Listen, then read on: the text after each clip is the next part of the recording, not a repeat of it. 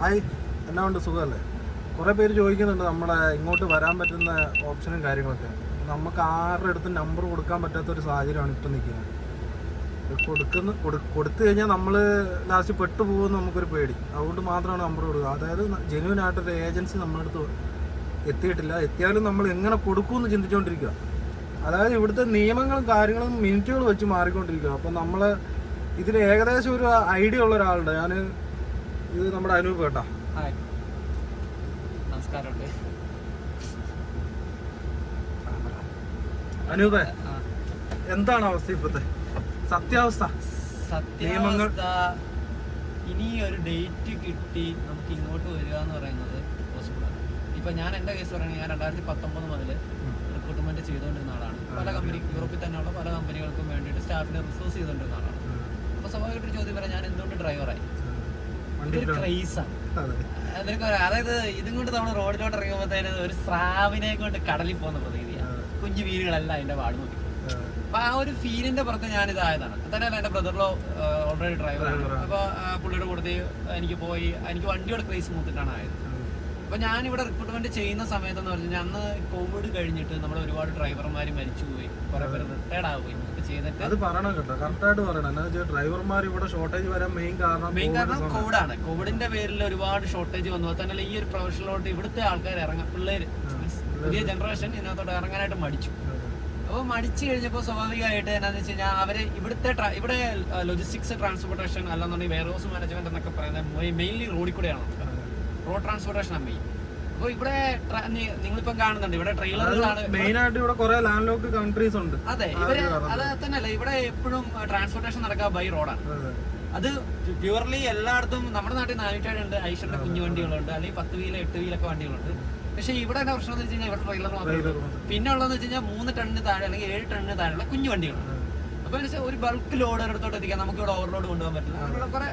24 ton നമുക്ക്.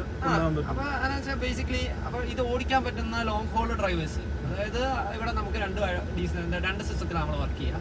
Decent system ഉണ്ട്, അൺഡീസന്റ് system ഉണ്ട്. ഇതിനകത്ത് ഡീസന്റ് സിസ്റ്റം എന്ന് പറഞ്ഞു കഴിഞ്ഞാൽ ഇവിടുത്തെ എല്ലാ ലോക്കൽസും പ്രിഫർ ചെയ്യുന്ന ഡീസന്റ് സിസ്റ്റം. അതായത് 2 ആഴ്ച അല്ലെങ്കിൽ 3 ആഴ്ച ഒരു ലൈൻ ഇരിക്കും, ഒരാഴ്ച ഫാമിലിയുടെ കൂടെ കഴിയും. നമ്മളെപ്പോലുള്ള വിദേശികൾ ലൈഫ് ലോങ് ആണ്, അൺഡീസന്റ് സിസ്റ്റം ആണ്. പോയാൽ പോയി വന്നാ വന്നു എന്നുള്ള രീതിയിലാണ് വർക്ക് ചെയ്യുക. നമുക്ക് പൈസ എന്ന് വെച്ചിട്ടാണ് നമ്മൾ അങ്ങനെ വർക്ക് ചെയ്യണത്. ആക്ച്വലി അതല്ല കൾച്ചർ, ഇവിടുത്തെ കൾച്ചർ. അപ്പൊ ബേസിക്കലി നീ എന്നോട് ചോദിച്ചു ഇവിടുത്തെ സിറ്റുവേഷൻ എന്താന്ന് വെച്ച് കഴിഞ്ഞാൽ, ഇപ്പൊ ഒരുപാട് പല രാജ്യങ്ങൾ, നമ്മൾ ഇന്ത്യ മാത്രമല്ലല്ലോ, പല രാജ്യങ്ങളിൽ നിന്ന് ഇങ്ങോട്ട് ആൾക്കാർ വന്നു, പല ക്യാരക്ടറിലുള്ള ആൾക്കാരാണ്. അപ്പോ ഇവിടുത്തെ സിറ്റിസൺസിന്റെ പ്രൈവസി, അവരുടെ ജോബ് ഓപ്പർച്യൂണിറ്റീസ് ഒക്കെ നമ്മൾ ഹണ്ട് ചെയ്യാം. പ്രൈവസി ഹണ്ട് ചെയ്യാൻ തുടങ്ങിയെന്ന് വെച്ച് കഴിഞ്ഞാൽ റീസെന്റ് ആയിട്ട് പോസ്റ്റ് ചാനലിൽ ഒരു മലയാളികൾക്ക് കുത്തു കിട്ടി. ബേസിക്കലി എന്നാ വെച്ച് കഴിഞ്ഞാൽ സംഭവം എന്ന് വെച്ചാൽ വെള്ളമുക്കോ അല്ലെങ്കിൽ പരസ്പരമുള്ള ഒരു വിശ്വാസത്തിന്റെ പേരിലുണ്ടാവുന്ന ഒരു ഫൈറ്റിംഗ്. കൂടുതലാണ് ഇവിടെ കണ്ടുവന്നേക്കുന്നത്. അങ്ങനെ ഇവിടെ കണ്ടുവെച്ചാൽ അങ്ങനെയല്ല കേട്ടോ, 100-ലൊരു 50-50% ആണ്. ആരും കുറ്റം പറയുന്നല്ല. ബേസിക്കലി ഇവിടെ വെള്ളത്തിന് എന്ത് ചെയ്യുന്ന ഒരു കുപ്പിയിൽ 1 ലിറ്റർ വെള്ളം വാങ്ങിക്കണമെന്നുണ്ടെങ്കിൽ 3 സ്ലോട്ടി വേണം. അതായത് 60 രൂപ. 3 സ്ലോട്ടിയിൽ താഴെ ഏതാണ്ട് ഒരു 3-4 ടൈപ്പ് ബിയർ കിട്ടും. ജെനുവിൻ കേസാണ്, ഏറ്റവും കുറഞ്ഞ ഇതാണ് പറയാ. അപ്പൊ എല്ലാരും സ്വാഭാവികമായിട്ട് ചിന്തിക്കും ഈ മഞ്ഞാണ് അടിച്ചു കഴിഞ്ഞാൽ ടെമ്പറാവും. അപ്പൊ അതുകൊണ്ട് തന്നെ എല്ലാവരും അങ്ങനെയുള്ള കാര്യങ്ങൾ ചെയ്യും. ഇവിടുത്തെ ആൾക്കാർ കഴിക്കും, അത് കൾച്ചറിന്റെ ഇവിടുത്തെ ആൾക്കാർ ഞാനിപ്പോ 1.5 വർഷമായിട്ട് ലൈനിൽ ഓടുന്ന ഒരാളാണ്. അത്യാവശ്യം എല്ലാ 10-12 രാജ്യങ്ങളിൽ ട്രാവൽ ചെയ്തു. ദൈവം സഹായിച്ചാണെന്നുണ്ടെങ്കിൽ ഇതുവരെ വേറെ പ്രശ്നങ്ങളൊന്നും ഇല്ലാതെ വണ്ടി ഓടുന്നുണ്ട്. അപ്പൊ പല ആൾക്കാരും നമ്മൾ പല നാടുകൾ പല ആൾക്കാരെയും കാണുന്നത് ഈ പണിയുടെ ഏറ്റവും വലിയ പ്രത്യേകത തന്നെ.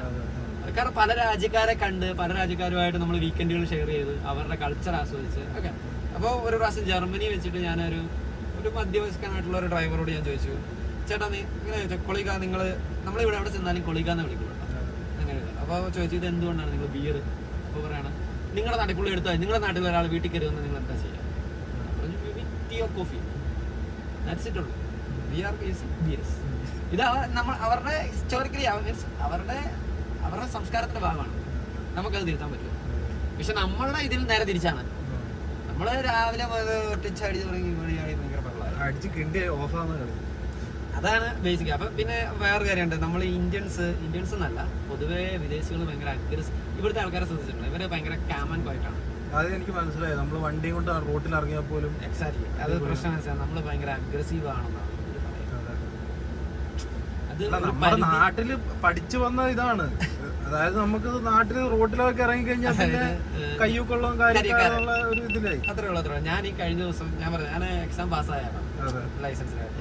അതെ, നീ എക്സാം ബേസിക്കലി ഇത് പഠിക്കുന്നതിന് മുന്നേ ഞാൻ കാട്ടിക്കൂട്ടിയത് എനിക്കറിയാം എന്താന്നുള്ളത്.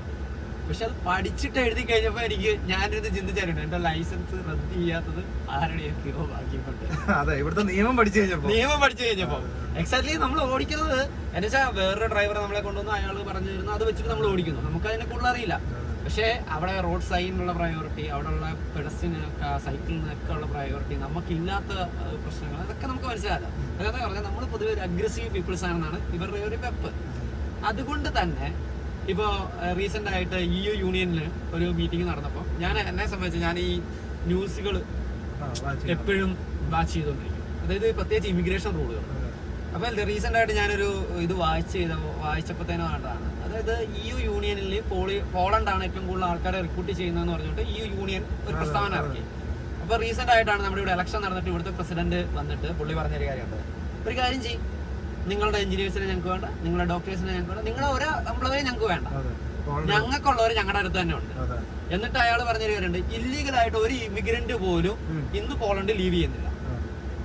മനസ്സിലായി? അതായത് വേറെ രാജ്യത്തുനിന്ന് വന്നോ അല്ലാതെ പോളണ്ട് ലിത്വാനിയ ഹംഗറി എന്നൊക്കെ വരുന്ന ബ്ലോക്ക് ചെയ്യുന്നു പറയുന്നുണ്ട്. അതായത് ഇപ്പം സിസ്റ്റം മാറ്റി. നേരത്തെ വെച്ചാൽ നമ്മൾ നേരെ ഒന്ന് ഫിംഗർ വെച്ചു, അപ്പൊ തന്നെ പാസ്പോർട്ട് സ്റ്റാമ്പ് ചെയ്ത് നമ്മളെ വിടുന്നു. ഞാൻ TRC വെച്ച് കഴിഞ്ഞിട്ട് എന്നോട് 2 മാസം ഇപ്പൊ പക്ഷേ ഇപ്പൊ റീസെന്റ് ആയിട്ട് വന്നിട്ട് ലാസ്റ്റ് TRC ആൾക്കാരാണ് ഞങ്ങൾ.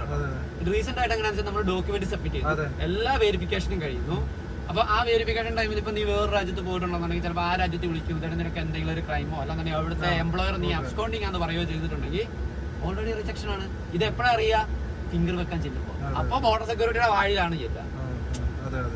അവര് പറയുന്നതാണ്, ഞങ്ങളിത് നിങ്ങൾ എത്രയും പെട്ടെന്ന് ഈ രാജ്യം വിടണം, ഇല്ലെങ്കിൽ ഞങ്ങൾ ഇത് ബോർഡർ സെക്യൂരിറ്റി ഇൻഫോം ചെയ്യുകയാണ്. റീസെന്റ് ആയിട്ട് അങ്ങനെ ഒരാൾക്ക് ഇവിടെ ഒരു ഇൻസിഡന്റ് ഉണ്ടായതുകൊണ്ടാണ് ഇത് ഇത്രയും കറക്റ്റ് ആയിട്ട് പറയുന്നത്. അപ്പൊ ഇപ്പൊ അതൊക്കെ കൊണ്ടാണ് ഇപ്പൊ ഇമിഗ്രേഷൻ ടഫായി. ബേസിക്കലി ഒന്നാമത്തെ കാര്യം ഇമിഗ്രേഷൻ ടഫ് ആണുള്ള കാരണം ഇവിടെ വന്ന് ഇവിടെ പ്രശ്നങ്ങൾ ഉണ്ടാക്കിയ വിദേശികൾ, ഇന്ത്യക്കാരെന്നല്ല പറയാ, വിദേശികൾ. ഇപ്പൊ ഞാനാണെങ്കിലും നീ ആണെങ്കിലും ഇപ്പൊ ഉക്രൈനിൽ വന്ന് നിൽക്കുന്ന എല്ലാവരും വിദേശികൾ തന്നെയാണ്.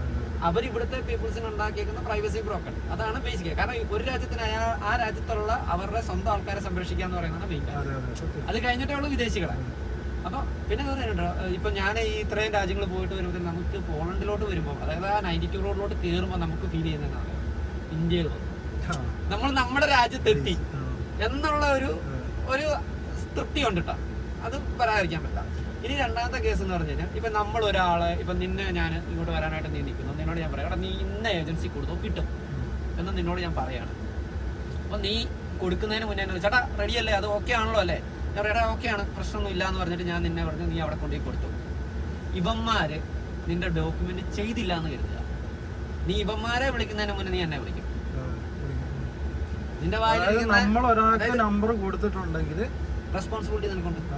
അവന് ഒരു 2 2 3 വർഷം കഴിഞ്ഞിട്ട് കയറി വരാൻ പറ്റുള്ളൂ എന്നുള്ള കണ്ടീഷൻ ആയി കഴിഞ്ഞാൽ, അവന് തോന്നുവാണ് എനിക്ക് കയറി പോകാൻ പറ്റിയില്ലെന്ന് തോന്നി കഴിഞ്ഞാൽ എല്ലാവരും നമ്മുടെ നേരെയും തിരിയും, നമ്മുടെ കുടുംബത്തിലേക്കും ചിലപ്പം വരും. അതെ, ഇതിനകത്ത് ഞാൻ പറഞ്ഞില്ല, ഞാൻ റിക്രൂട്ട്മെന്റ് 2019 സ്റ്റാർട്ട് ചെയ്ത് 2022 ലാസ്റ്റോടുകൂടി നിർത്തി. അതിന്റെ നിർത്തുന്നതിന്റെ റീസൺ എന്നായിരുന്നു വെച്ച് കഴിഞ്ഞാൽ, ഞാനൊരു പയ്യൻ ബസ് ഓടിച്ചോണ്ടിരിക്കുന്നത്. അപ്പോൾ എന്നെ സംബന്ധിച്ച് ഞാൻ 14 രാജ്യങ്ങളിൽ വർക്ക് ചെയ്തിട്ടുണ്ട്. 14 രാജ്യങ്ങളിൽ സോഫ്റ്റ്വെയർ എഞ്ചിനീയറായിട്ട് വർക്ക് ചെയ്തിട്ടുണ്ട്. എന്നിട്ടാണ് ഞാൻ ഇങ്ങോട്ട് വരിക. അപ്പോൾ ഞാനാണെന്നുണ്ടെങ്കിൽ ഇവന്റെ പേപ്പർ ഇവനോട് ഞാൻ ചോദിച്ചാടാ നീ വരാൻ തയ്യാറാണോന്ന് ചോദിച്ചു. ഇവൻ പറഞ്ഞ ആണ് ചേട്ടാ, എങ്ങനെയൊന്നും റെഡിയാക്കി തന്നെ ഇവിടെ കഷ്ടപ്പാടാണ്, ബസ്സല്ലടാ. ഓക്കെ എന്ന് പറഞ്ഞിട്ട് ഞാൻ അവന്റെ പേപ്പറൊക്കെ ചെയ്ത് കഴിഞ്ഞിട്ടാണെങ്കിൽ VFS, ഞാൻ സൗത്ത് ഇന്ത്യയിലുള്ള എല്ലാ VFSലും ഞാൻ പോയിട്ടുണ്ട്.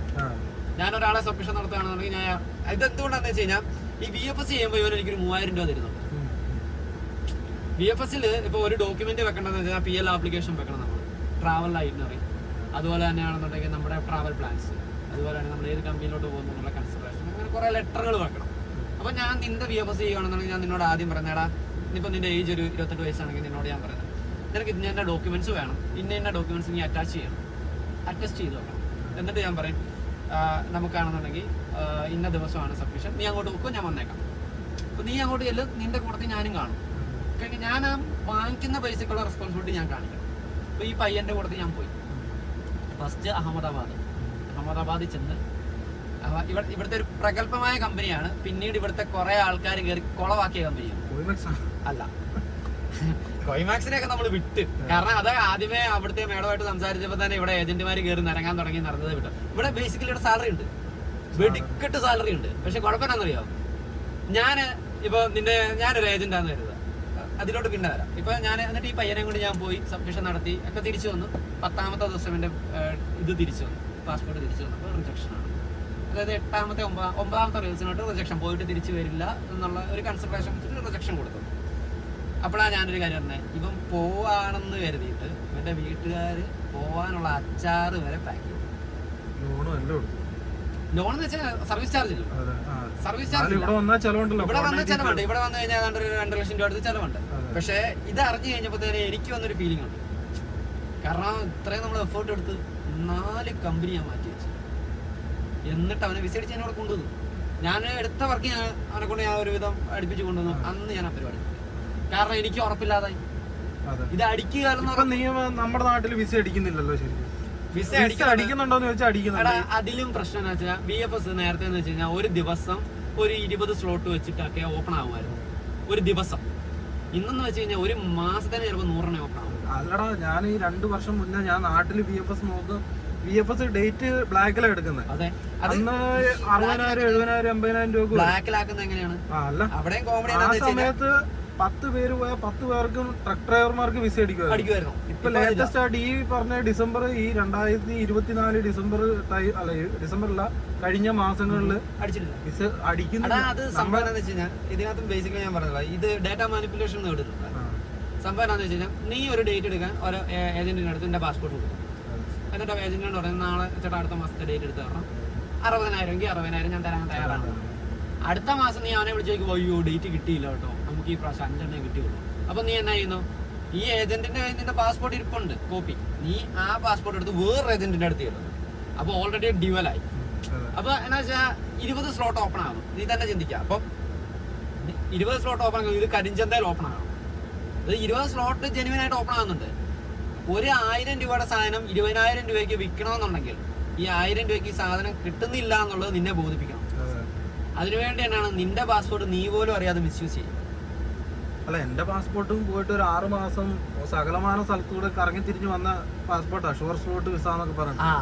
അപ്പൊ ഇനി ഞാൻ അറിയാം, നീ പാസ്പോർട്ട് ഞാൻ മേടിച്ചെടുക്കാൻ പറ്റ പാട്. ഇതൊക്കെ എങ്ങനെ വിശ്വസിച്ചാൽ നമ്മൾ നമ്പർ കൊടുക്കുന്നത്? ഞാൻ പറഞ്ഞില്ലടാ, ഇതിനകത്ത് ഡാറ്റ മാനിപ്പുലേഷൻ എന്ന് പറയുന്ന ഒരു മാർഗം ഞാൻ എടുത്തോണ്ടിരുന്നത്. ഞാൻ സത്യസന്ധമായിട്ട് ഞാൻ അവസാനം എടുത്തതെന്ന് വെച്ച് കഴിഞ്ഞാൽ 80,000 രൂപ 85,000 ഡേറ്റ് എടുത്തത്. കാരണം അത് ആർക്ക് വേണ്ടി എടുത്തറിയാം, എനിക്ക് വേണ്ടി. ഇത്രയും പേർക്ക് ഞാനിത് ചെയ്തിട്ട് അവസാനത്തെ ഈ പയ്യനെ കൂടെ കയറ്റിക്കൊണ്ട് വന്നിട്ടാണ് ഞാൻ എന്റെ വിസയ്ക്ക് എടുക്കുക. എനിക്ക് റിജക്ഷൻ ആയിരുന്നു ഫസ്റ്റ് ടൈം. എന്റെ പാസ്പോർട്ടിൽ 4 തവണ റിജക്ഷൻ അടിച്ചിട്ടുണ്ട്. എന്നിട്ടാണ് ഞാൻ അവസാനം റീഅപ്പീൽ ചെയ്ത് ഹൈദരാബാദിൽ നിന്ന് എനിക്ക് വിസ അടിക്കുന്നത്. അപ്പൊ ഇതിനകത്ത് നമുക്ക് ഒരിക്കലും ഒരാൾക്ക് ഇപ്പൊ ഞാൻ ഈ വിസ കച്ചവടത്തിന് ഏറ്റവും വലിയ എതിർ നിൽക്കുന്നതിന് കാരണം എന്താണെന്ന് അറിയാം. ഇവരെല്ലാരും പറയും ഒരു വർക്ക് പെർമിറ്റ് വരുമ്പോൾ നീ 50,000 കൊടുക്കണം. ഒരു വർക്ക് പെർമിറ്റിന് എത്ര രൂപ ചെലവാണ്? ചെറിയ കമ്പനി ചെന്ന് ജോലിക്ക് കയറുമ്പോൾ നിന്റെ ഫസ്റ്റ് സാലറി അവർ റിഡക്ട് ചെയ്യുന്നുണ്ട്. പിന്നെ എന്തിന്റെ അടിസ്ഥാനത്തിലാണ് നിന്റെ ഭാഗ്യത്തിന് ഞാൻ വിലയിടുന്നത്? അതായത് നീ ഈ പേപ്പർ കൊണ്ട് സബ്മിറ്റ് ചെയ്തു. ഇപ്പൊ നീ ഈ പേപ്പർ കൊണ്ട് എന്റെ അടുത്ത് വന്നു, ഒരു ഡോക്യുമെന്റ് ചെയ്യുന്ന പല ആൾക്കാരുണ്ട്. ഡോക്യുമെന്റ് ചെയ്യുന്ന ആൾ, അയാൾ നിനക്ക് ഒരു പ്രോപ്പർ ഡോക്യുമെന്റേഷൻ ചെയ്തു തന്നു. നീ അതുകൊണ്ട് ഒരു ഡേറ്റ് എടുത്ത് പോയി സബ്മിഷൻ നടത്തുന്നു. വിസ അടിച്ചാൽ നീ ബാക്കി 3 ലക്ഷം രൂപ കൊടുക്കണം. വിസ അടിക്കുമെന്ന് ഉറപ്പൊന്നുമില്ല അവന്. ഏതെങ്കിലും ഒരു ഏജന്റ് നിന്നോട് പറഞ്ഞിട്ടുണ്ടോ 100% നിനക്ക് ഈ പ്രാവശ്യം വിസ അടിച്ചിരിക്കും? ഇപ്പോഴൊന്നല്ല, നേരത്തെയും പറയില്ല. കാരണം പിന്നെ അടിക്കുമായിരുന്നു കേട്ടോ. പക്ഷെ ഏതെങ്കിലും ഏജൻസി പറയൂ നിനക്ക് ഈ വിസ വെച്ച് കഴിഞ്ഞാൽ കിട്ടുമെന്ന് ആരെങ്കിലും ഗ്യാരണ്ടി ചെയ്യോ? അതെന്തുകൊണ്ടാണ്? നിന്റെ ഭാഗ്യത്തിന് വിലയിടുക. അത് തന്നെ ഏറ്റവും വലിയ പുറപ്പാടല്ലേ. അപ്പൊ ഇപ്പൊ കുറെ ആൾക്കാർ ചോദിക്കും, അതിനാ ഞാൻ എടുക്കുന്ന പണിക്ക് എനിക്ക് കാശ് എടുത്തുകൂടെ എന്ന്.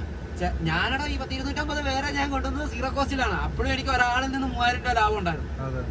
ഇപ്പൊ ഞാൻ നിന്നെ ഒരു കമ്പനിക്ക് പ്ലേസ് ചെയ്യുന്നു. എക്സാമ്പിൾ ആട്ടോ, ഞാൻ നിന്നെ ഒരു കമ്പനി പ്ലേസ് ചെയ്തു. ആ കമ്പനി പ്ലേസ് ചെയ്ത് നീ ആ കമ്പനിയിൽ 1 വർഷം വർക്ക് ചെയ്താൽ എനിക്ക് 800 യൂറോ കിട്ടും. 200 വേറെ വിട്ട് നീ 200 × 800 എത്രയായി?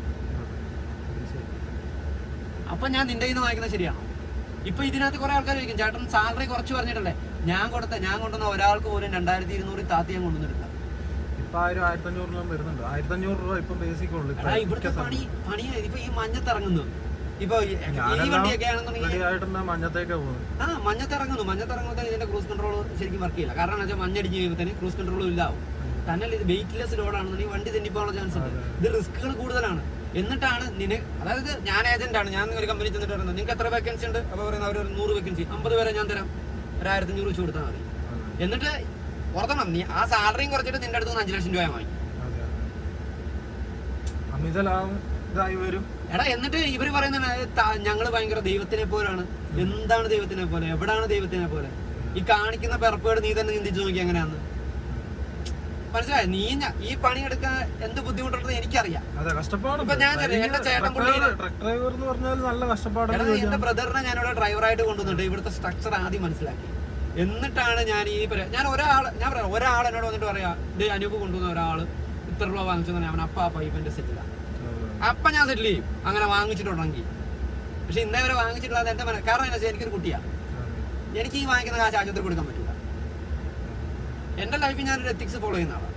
അതുകൊണ്ടാണ് ഇത് പറയുന്നത്. അപ്പം ഈ ബേസിക്കലി അങ്ങനെയുള്ള പ്രശ്നങ്ങൾ കൊണ്ട് തന്നെ ഇവിടെ ഉള്ള നീ എന്നാലോചിക്കുക, ഇവിടെ ഒരു സ്വദേശിയ 2500 പണിയെടുക്കുന്നു, 30 പേര് പണിയെടുക്കുന്ന ഒരു കമ്പനി. ഞാനൊരു ദിവസം ഒരു കാറിൽ ഇങ്ങോട്ട് വന്നിട്ടുണ്ട്, 2500 കൊടുക്കേണ്ടതേ, 1500 ഞാനൊരു 5 വരെ തരാം. ഇവിടെ നിൽക്കുന്ന 30 എണ്ണത്തിന്റെ ആണെന്നുണ്ടെങ്കിൽ പണി പോയോ? അല്ല, അതുകൊണ്ട് തന്നെ നമ്മൾ ഇവിടെ ഉള്ളവർക്ക് നമ്മളോട് ഭയങ്കര ദേഷ്യവും. എടാ ദേഷ്യത്തിന്റെ കാരണം എന്താണ്? ബേസിക്കലി എടാ ഒരു ദിവസം 100 യൂറോയ്ക്ക് മേളിൽ പണി എടുപ്പിച്ചോണ്ടിരുന്ന കമ്പനി ഇന്ന് 47 യൂറോയെ കൊടുക്കുന്നുള്ളൂ.